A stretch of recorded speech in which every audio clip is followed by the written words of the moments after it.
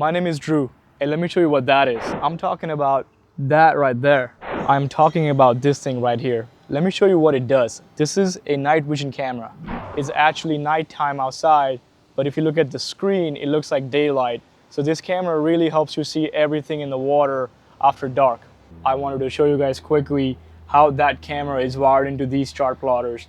This specific chart plotter is Garmin, but it is compatible with most MFD and chart plotters in the market. And this camera works during daytime as well. So as you can see the video on the screen, it works just like a regular camera during daytime as well. Some of you might say, so what? It's a camera. Well, this camera can potentially save your life or your vessel. Think about going out to dinners after sunset, coming back late from fishing trips or early morning fishing trips. It really helps you see those channel markers, crab traps, other boaters, kayakers, basically anything in the water that you might hit. It's a hazard. And if you look at the cost of this camera, it's actually more affordable than gel coat on most boats. So even if it saves you one time from an accident, it will pay for itself. And not only that, it helps you extend your time on the water.